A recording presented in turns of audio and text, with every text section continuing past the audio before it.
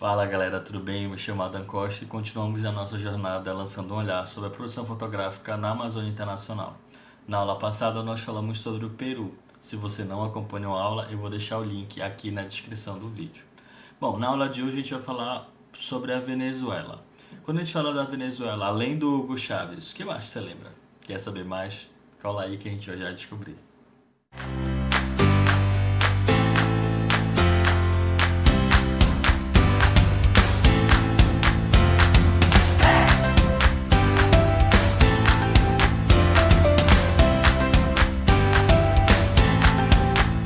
A Venezuela, ela é mundialmente conhecida pela sua exuberância, pelas suas praias, pela natureza espetacular, né?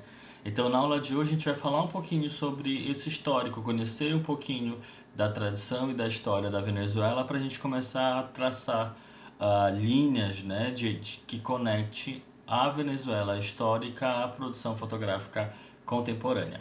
Bom, para começo de história, a gente precisa entender que a Venezuela ela foi descoberta, com muitas aspas, em 1498 por Colombo, apesar de já existirem registros anteriores, inclusive à visita do Colombo. A gente precisa lembrar que antes do colonizador europeu chegar aqui, chegar na Venezuela, a gente já tinha civilizações já estabelecidas, como é o caso dos Caraíbas e dos Arawakes. A Venezuela vai ficar um território um pouco esquecido assim pelos espanhóis até o século XVIII, aproximadamente, quando ela volta a explorar o território venezuelano, principalmente com mão de obra escrava para a produção de cacau e de café, que são produtos que são bastante comercializáveis e que rendiam bons proventos nesse período ainda colonial. Um outro dado importante é que só a partir de 1819 Venezuela ela vai se tornar independente e quando ela se torna independente ela passa a integrar a Gran Colômbia, né, que a gente já comentou em outras aulas, que é uma federação, e que vai sair da federação em 1830 com o José Antônio Paz. Né? Depois do governo do Paz, a Venezuela ela vai viver aproximadamente um século de ditaduras e de conflitos sociais, justamente por esse momento de bastante instabilidade. Já no século XX vai ser descoberto no território venezuelano uma porção gigantesca de petróleo, né? Muitas jazigas de petróleo, e a Venezuela vai se tornar um dos principais exportadores de petróleo do mundo, o que ela ainda detém o título apesar de todas as concessões e apesar de todos os conflitos que aconteceram até então. Um dado importante e curioso é que a Venezuela, diferente de outros países da América Latina, só vai conseguir ter a sua primeira eleição oficial em 1947. Né? Então, desde o processo de emancipação dela de colônia até o processo republicano, vai se arrastar por um tempo gigantesco e que é bastante curioso quando os vizinhos, né, da América do Sul já não eram. Né, já passavam por esse processo democrático, por eleições democráticas.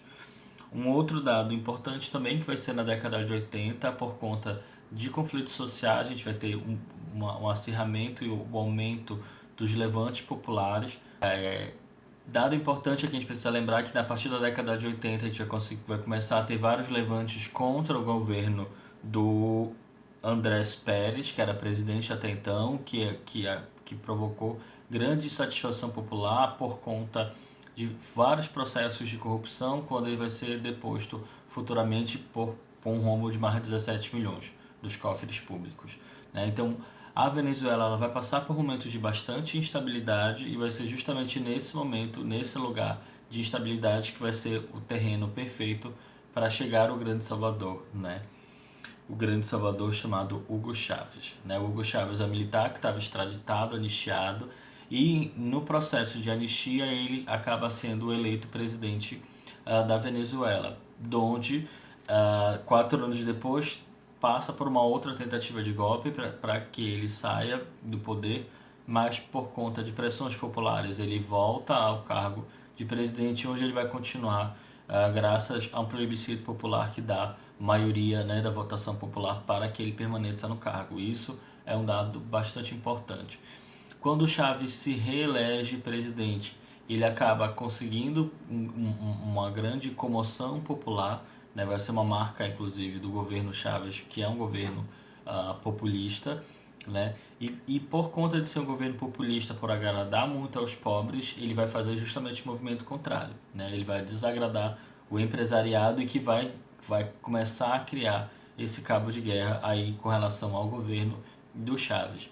Esse dado é um dado importante para a gente perceber as interações e os conflitos sociais que vão acontecer a partir de então, né? O Chaves vira um ditador, se transforma num ditador quando ele se perpetua na presidência para além do prazo estabelecido normal, mas ele vai ficar lá graças ao grande apoio popular, né? Então isso a gente precisa levar sempre em consideração quando a gente fala de governos populistas aqui na América do Sul. Chaves é um excelente exemplo disso, beleza? Para além das questões sociopolíticas, a gente precisa entender que essas interações elas vão acabar repercutindo na produção de imagem e nas problematizações artísticas dos fazedores, né, de arte dentro do território venezuelano e também cedendo às pressões internacionais, né? Quando a gente fala de ditadura na Venezuela, a gente também vai ter um número muito grande de correspondentes internacionais viajando para o território venezuelano justamente para fazer a documentação desse cotidiano e documentação desses conflitos que estavam sendo estabelecidos até aí. Tá? Então isso também é um dado bastante importante. Para começar a ilustrar um pouco dessa produção fotográfica, para a gente começar a debater essas características, essas conexões entre as fricções provocadas pelos conflitos sociais na produção fotográfica, na produção artística, né? A fotografia ela sempre vai ser meio que essa válvula de escape que vai acabar deixando ruídos, né? Dessa paisagem, desses conflitos e dessas transformações sociais. Beleza? Um fotógrafo bastante importante para a gente começar a entender esse fotojornalismo venezuelano é um fotojornalista chamado Ivan Reis, que ele é um fotojornalista. Como fotojornalista, ele vai ter uma produção bastante abrangente também, que vai abordar temas bastante curiosos, né? Mas vai ter como marca a produção de fotografia de cotidiano, né? Então, o Reis ele vai documentar o cotidiano e dentro dessa documentação fotográfica vão escapar ruídos, né, dessas interações sociais. Então ele é um fotógrafo legal para a gente começar a entender como essas interações sociais vão ficar plasmadas no processo fotográfico. Confere aí o trabalho dele que é incrível.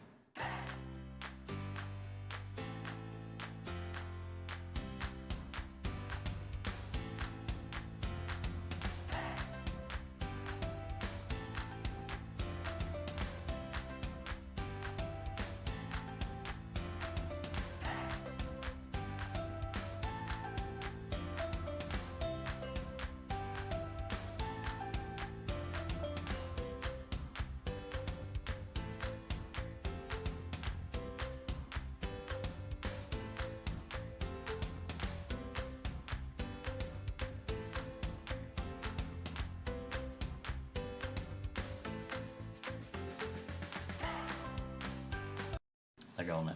Bom, um outro fotógrafo que também tem uma produção bastante intensa, bastante curiosa, bastante profícua, é um fotógrafo chamado Miguel Gutierrez, que é um fotojornalista venezuelano que tem uma preocupação muito grande com a cor na fotografia, com como ela vai estar sendo desenhada e vai estar sendo construída no fazer, né, prático, compositivo. Então o Gutierrez vai ter essa cor com uma marca bastante importante. Um outro também, um olhar que é um olhar de denúncia, muito presente na produção fotográfica dele, sempre falando da realidade, falando das conexões com o cotidiano e de como essas interações políticas, as questões políticas, elas vão estar impregnadas no fazer fotográfico dele, de como isso também influencia nas dinâmicas da imagem e também no empoderamento e na força discursiva que as imagens dele produzem. Beleza? Quer ver? Dá uma olhada, confere.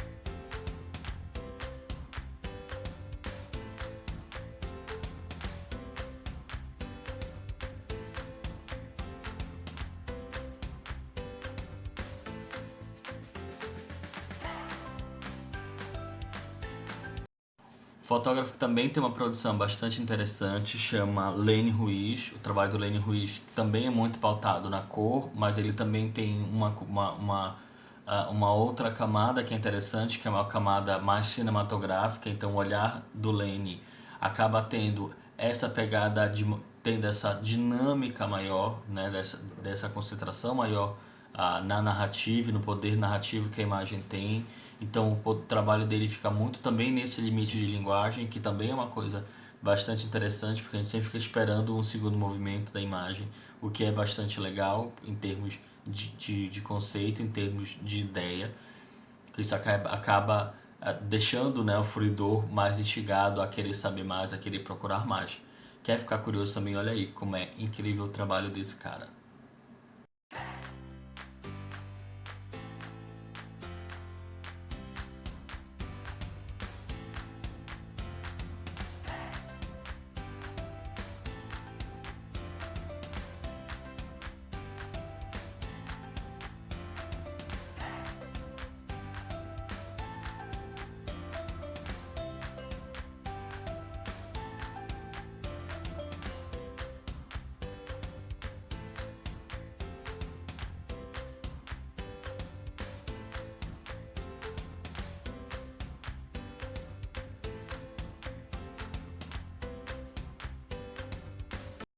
E aqui para a gente trazer um exemplo de uma fotografia que originalmente podia não ser conceitual e se transformou, que é o trabalho do Carlos Garcia Raulins.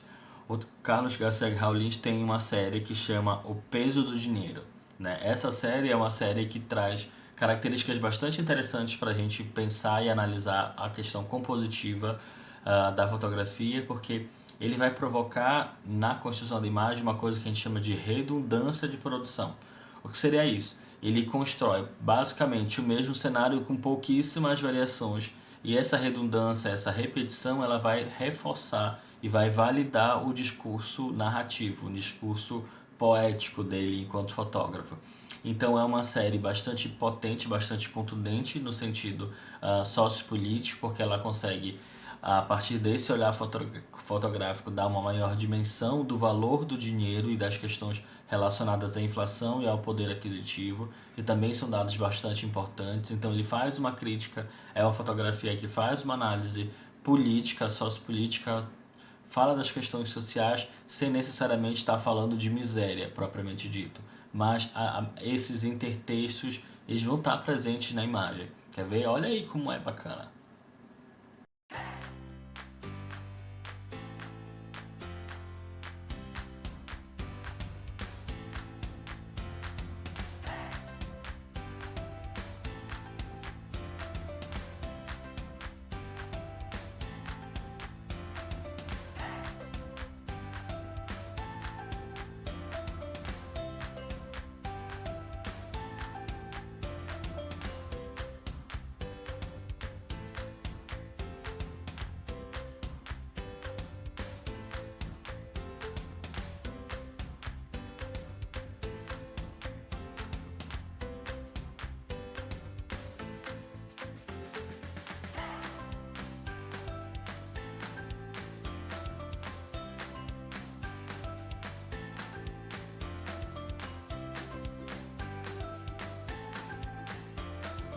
E por fim, porém não menos importante, a gente tem um trabalho no fotógrafo de um correspondente fotográfico que estava na Venezuela, que chama Ronaldo Schmidt. O trabalho do Ronaldo, enquanto fotojornalista, é um trabalho de tirar o fôlego em termos técnicos, compositivos, de dinâmica de imagem, né? Ele tem uma fotografia que eu vou já apresentar para vocês, que ela é espetacular, sabe, em todos os sentidos. Quando a gente fala do quesito técnico, então nem se fala, sabe? Ela é extremamente bem construída, bem capturada. Apesar de ser fotojornalística, quando eu falo bem construída, chega a ser meio soar estranho, né? Já que o fotojornalismo ele tá lá nessa dinâmica, então tá na inteligência do olhar do fotógrafo, né? De perceber a situação posta e conseguir capturar aquela situação, capturar a essência daquele momento. Então, o Schmidt faz muito isso. A fotografia dele é uma fotografia bastante visceral, com bastante força, com a presença muito forte de cor, né? E outro dado bastante importante com relação ao trabalho do Schmitt é de a gente entender sempre que o fotojornalismo é isso, né? Está na hora certa, no lugar certo, na hora certa, com um olhar atento, né? Então, fica essa reflexão sobre o fotojornalismo, sabe? Ah, e conheça um pouquinho mais do trabalho dele, para vocês verem o quanto é de tirar o fôlego mesmo.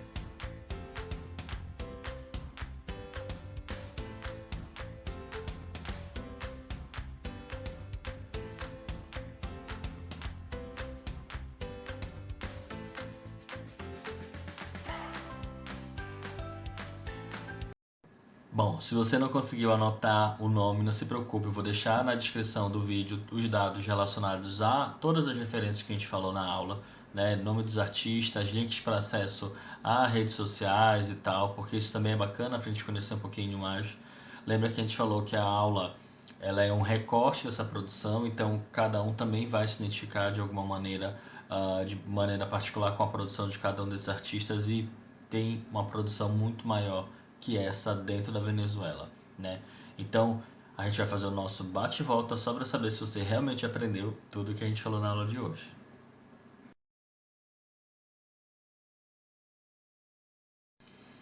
Vamos lá, bora ver se você aprendeu. Bom, dados importantes com relação à aula de hoje é que a Venezuela ela vai ter uma colonização com muitas aspas mais tardia, e isso também vai acabar sendo refletido nos processos de interação social, que o fator social político ele vai influenciar na produção fotográfica, no fazer artístico dentro da Venezuela. Esse é um dado bastante importante, né? A presença de cor, de textura, o fotojornalismo venezuelano ele também é muito potente, apesar de a gente aqui, quando eu falo no Brasil, a gente não conhecer tantos fotojornalistas venezuelanos, e que é bastante curioso, já que a gente tem no território venezuelano um número muito grande de correspondentes internacionais. Outro dado importante que a gente precisa sempre levar em consideração é que os processos ditatoriais recentes na Venezuela eles também vão reverberar no modo de viver das pessoas e naturalmente na interação e de como isso acaba sendo refletido na produção fotográfica. Beleza? Se for alguma dúvida, alguma crise, alguma sugestão, deixa o recadinho aqui que na medida do possível a gente vai respondendo. Beijo, até mais.